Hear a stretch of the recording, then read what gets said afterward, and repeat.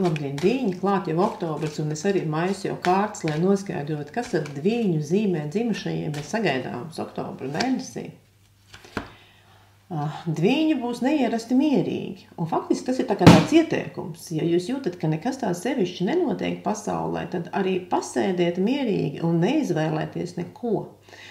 Tātad jūs redzat, ka ir tā izvēle starp labo un ļauno, starp skaisto un neglīto, starp gaismu un tumsu. Un patiesībā pasivitāte, miers, nekustība, nepiedalīšanās jums iedod vairāk enerģijas nekā darbošanās, jo priesterienē, kas ir šī kārts, ir savs noslēpums. Un ja jums ir kaut kas nepateikts, ja kaut kas paliek jūsu pusē, kā noslēpumā, tad to neviens cits nezina, un tas ir jūsu iegūms. Ja? Tātad noslēpums, neizrunāšanās, lieka neizrunāšanās šajā mēnesī ļoti nodara. Pasivitāte, novērošana, vēršanās iekšpasaulē, tāda apmierināta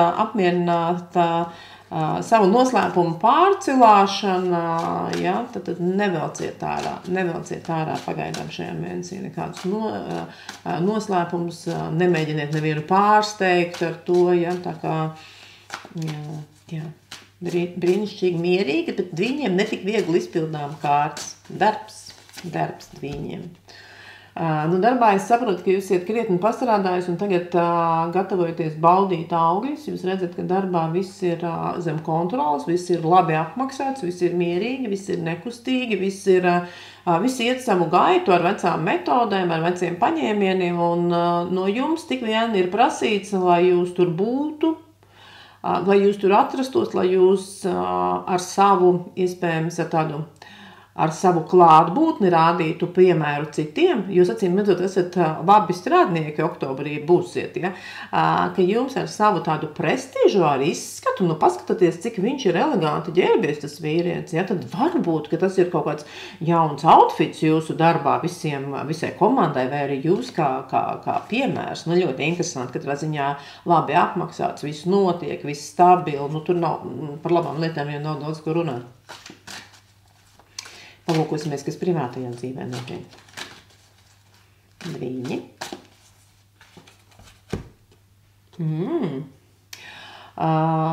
Privātajā dzīvē toni noteiks kāda sieviete. Varbūt, ka tā esat jūs, vai varbūt tā ir jūsu draudzene vai sieva, katrā ziņā sieviete, kas pieprasa ļoti daudz uzmanības sev, kas pieprasa tādu īpašu attieksmi, un ar viņu kopā ir ļoti interesanti. Ar viņu ir interesanti un ļaujieties tādai aktīvai darbībai, interesē, braucieniem, gājieniem, klausīties, varbūt lekcijas kopīgi, varbūt. Tas nav tā kā sports, tas ir tā kā vairāk ar saistīts ar tādu izpriecu un ar tādu,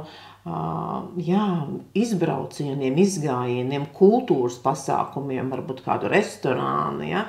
Tas viss ļoti stiprinās jūsu partnerību, jā, tāda kopā būšana un tāda mazliet vairāk atļaušanās, ja, tā kā neknapinamies uz partneri, netaupam, tā kā, varat atļauties, mīļie dvīņi, uz partneri netaupīt un iepriecināt viņu ar kādām dāvanām vai izklaidēm vai kultūras pasākumiem, kaut ko tādu greznu, skaistu un īpašu.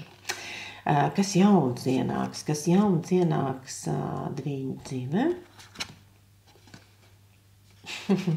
Atkal tas pats pentakļu kungs, tas nozīmē, ka es pat neteiktu, ka tas ir jauns. Es teiktu, ka tā ir stabilitāte, tā ir drošība un tāds miers, tāds fundaments, tāds, es jau zināju, ka es esmu drošībā, es jau zināju, ka es esmu bagāts, es jau zināju, ka es esmu tāds, ja, ka man ir tāda drošs pamats visapkārt, visā pasaulē. Tas ir tas, ko jums vajag apzināties. Un kas ir tas, kas aizies un ko nav vērts turēt? Kas ir tas, kas aizies no dvīņu dzīves? Tas ir ļoti vērtīgi, kas aizies ilūzijas, aizies neziņa, aizies šaumas, aizies nespēja izvēlēties, tas viss ir prom. Tas nozīmē, ka atnāk Es skaidri zinu izvēli, es skaidri zinu to, ko man vajag, es skaidri apzinos, ka man nevajag visu, man vajag kaut ko, un tas ir ļoti liels atvieglojums, jo dvīņu zīmē dzimušiem cilvēkiem tieši izvēle ir diezgan liels izaicinājums. Tas nozīmē, ka šajā mēnesī jūsos būs miers, ka kaut kas no izvēlēm jums atkrīt, un jūs zināt, jā, tas, ko es izvēlējos, tas ir labs. Nu, tāds, manuprāt, ļoti skaists mēnesis, dvīņi, oktobrs, lai arī rudens mēdz būt ļoti skaists. Uz tikšanos nākamreiz.